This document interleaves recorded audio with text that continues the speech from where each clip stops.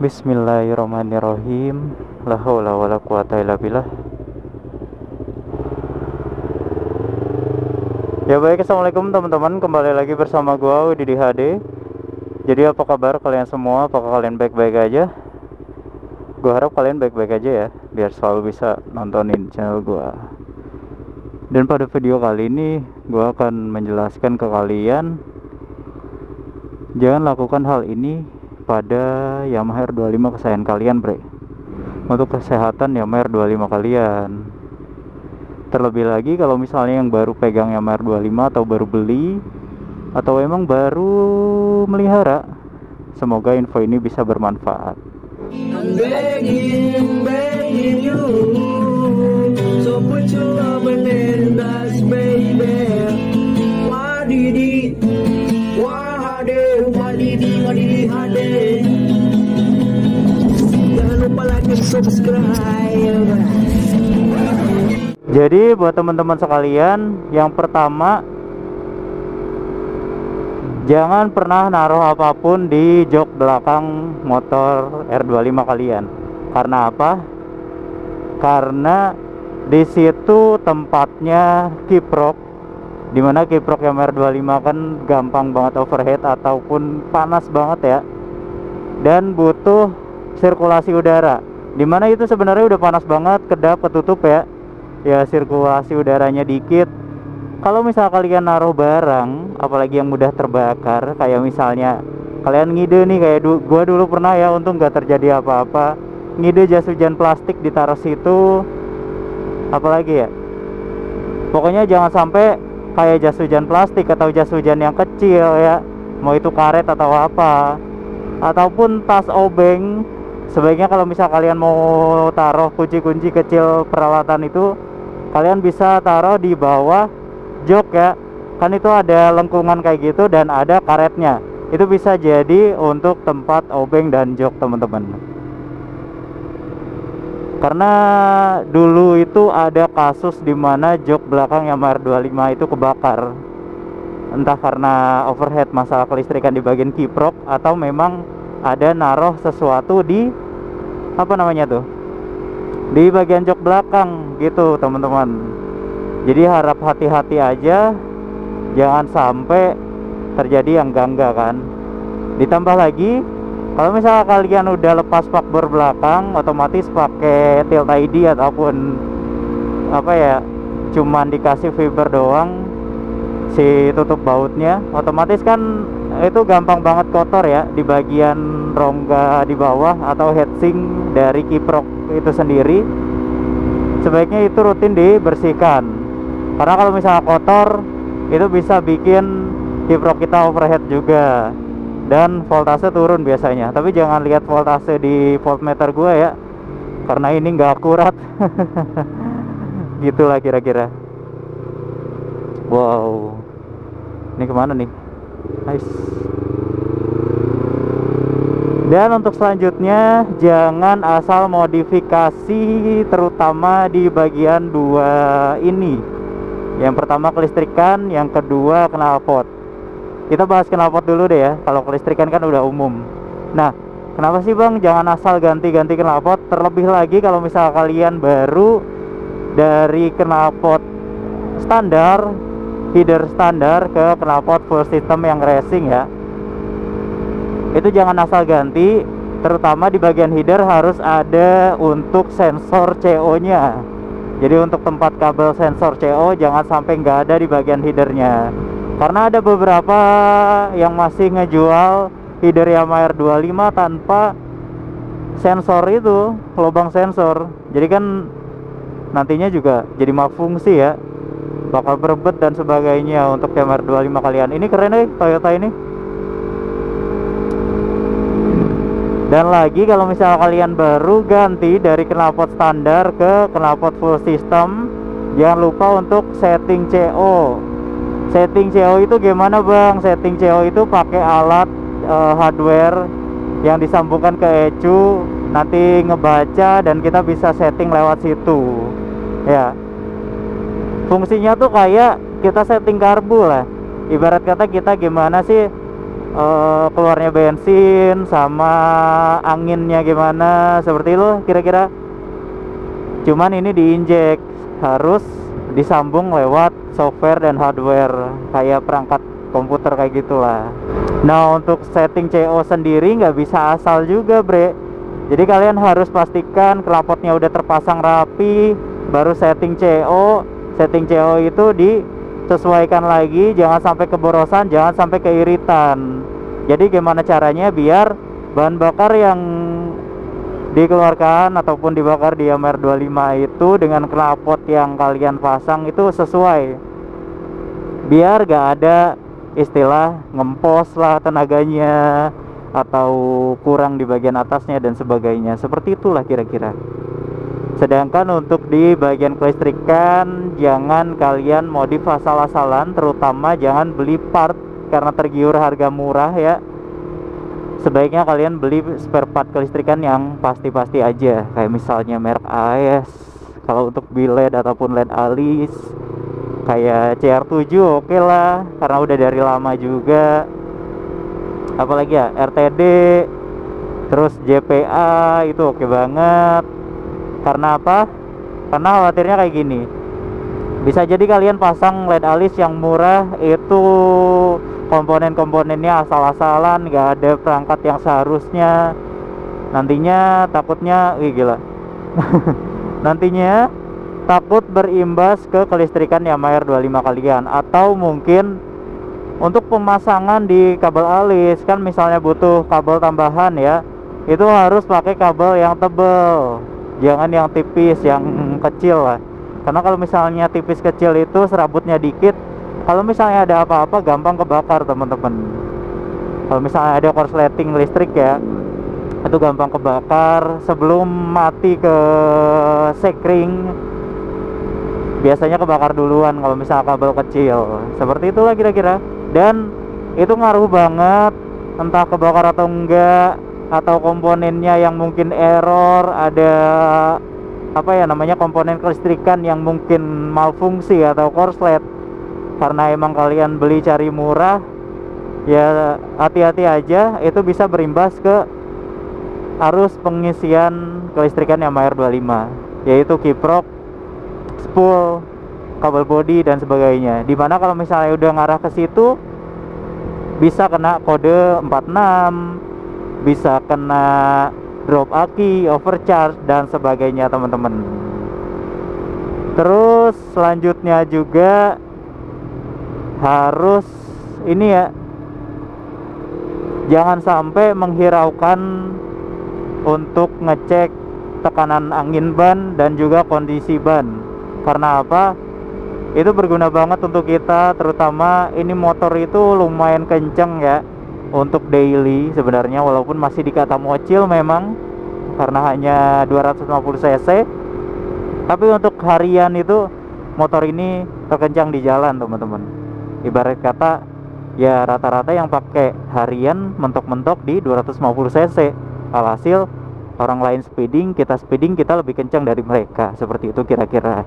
Dan yang bikin bahayanya, ketika tekanan angin ban kurang, itu biasanya ngaruh ke pengereman kita ketika hard braking ataupun rem dadakan, dimana nanti si apa namanya ya, kayak kehilangan traksi lah. Ibarat kata kita udah ngerem parah banget, tapi kok masih kurang ngelos, terus kita ngerasanya kayak kempes, jadi ragu-ragu untuk hard braking, alhasil drosor nggak kerem. Bahayanya kayak gitu. Sedangkan kalau misalnya remnya kekerasan, ketika kita sedangkan kalau misalnya tekanan angin ya itu kekerasan, itu bisa ngaruh ke ketika kita lagi nikung. Jadi bisa kehilangan traksi, bisa gredek-gredek kayak gitulah bannya teman-teman. Karena gue pernah ngalamin ya, waktu itu nggak tahu gimana, padahal ngisi nitrogen di Pertamina, mungkin nggak kecek ataupun emang karena udah lama di rumah atau gimana, naik jadi 36 apa 38 tekanannya. Padahal normalnya 29 yang depan, belakang 33 teman-teman. Dan itu bahaya banget, kerasa banget ketika gue lagi nikung, kok kayak hilang gitu gripnya. Gitulah kira-kira. Dan juga jangan sampai salah pilih ban ya. Karena apa?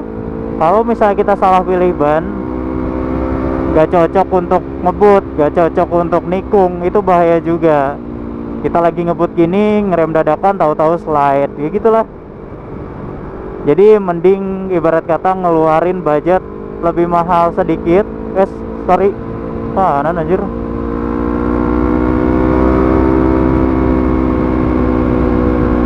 Ibarat kata ngeluarin budget lebih mahal sedikit ketimbang bahaya buat diri kita sendiri. Ya buat kalian yang emang suka ngehindarin lubang, harus lihat spion ya. Jangan kayak tadi anjir, bahaya banget, bisa nyerempet itu. Padahal gua udah pakai knalpot racing loh. Ya adem sih, mungkin gak kedengeran. Bahayanya motor 250 cc ke atas gak pakai knalpot racing tuh kayak gitu, gak aware ya sama orang lain. Jadi orang lain gak sadar, tahu-tahu kita di sampingnya teman-teman. Gitulah, harus hati-hati juga.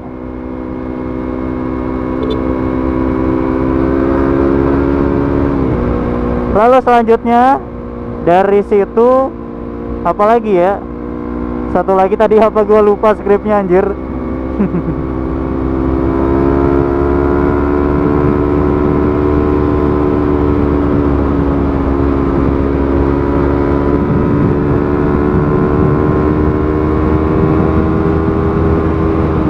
Ya Allah, masih pagi udah 102 km/h anjir.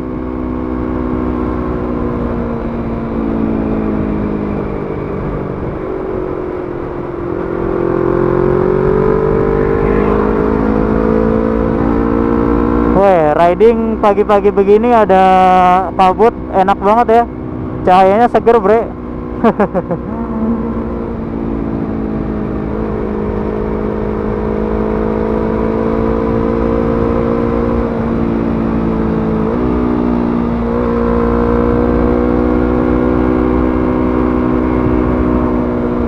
Nah, mungkin jadi yang terakhir aja ya, sambil kita mengingatkan juga untuk kasus yang itu jangan sampai hilang. Jangan sampai kalian salah isi BBM di Yamaha R25 kesayangan kalian. Karena apa? Itu ngaruh banget ke performa. Gua pribadi pernah ngalamin 2 kali drop performa ya. Dimana kenapa bisa drop performa? Ya karena ronnya nggak sesuai. Itu jadi ngelitik lah. Terus apa lagi ya? Busi kotor, throttle body kotor, parah banget pokoknya. Jadi Yamaha R25 itu kompresinya 11:6 kalau gak salah, apa berapa ya, pokoknya segini. Seminimal-minimalnya Yamaha R25 ya dengan kompresi segitu itu pakai RON 92 teman-teman. Ingat ya, 92. Dan jangan sampai kalian salah pilih BBM. Terlebih ya adanya kasus kemarin kayak gua pribadi kan, kita pakai Yamaha R25, kayak gua kan pakai daily otomatis, ya udahlah pakai Pertamix saja ya kan, ngirit karena itu RON 92. Ternyata ya begitu adanya, ada kasus kemarin. Ditambah lagi Pertamax turbo juga mahal-mahal aja, tapi secara realnya itu aman gak aman sih untuk Yamaha R25 juga. Karena apa?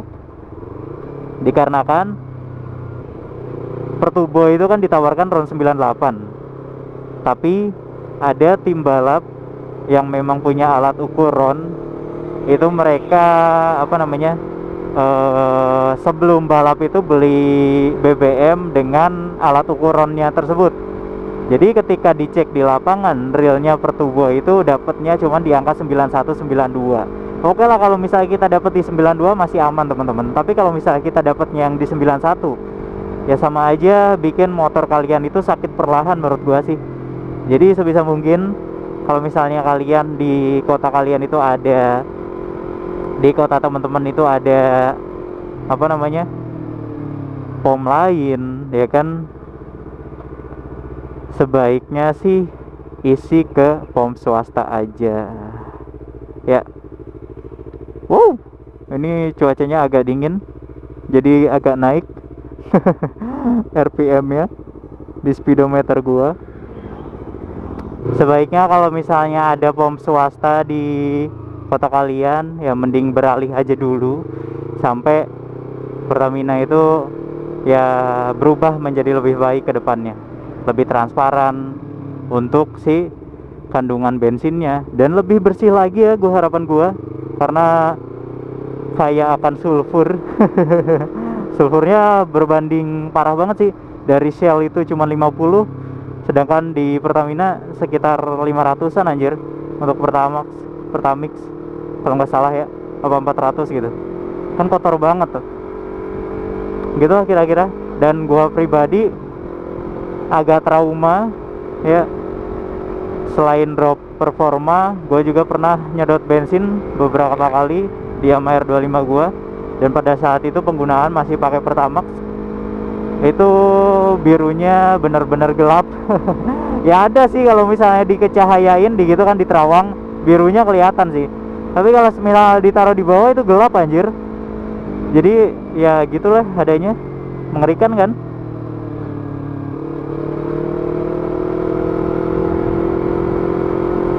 Gitu deh. Jadi buat teman-teman sekalian, kalau misalnya di tempatnya ada pom swasta, beralih aja dulu. Seenggaknya ini bukan soal harga bre, tapi soal kendaraan kita. Kalau misalnya rusak pun kita sendiri yang benerin pakai uang kita ya kan, mereka mana peduli gitu kan. Jadi begitu adanya teman-teman. Ya harapan gue sih sebenarnya Pertamina juga jadi lebih baik lagi ke depannya. Kalau misalnya nggak ada korupsi, gue yakin tuh bisa dijual harga goceng anjir bensin. Begitu adanya dah.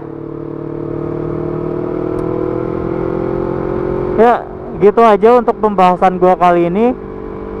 Selanjutnya gue bakal riding ya, riding pagi, terus lanjut bakal ngedit, upload. Dan selamat menikmati hari libur juga untuk kalian semua yang nonton ini. Entah Sabtu kalian libur atau enggak, yang jelas semoga ini bisa jadi hiburan dan jadi pelajaran juga untuk kalian semua. Terlebih lagi yang mau beli Yamaha R25 ataupun baru beli Yamaha R25.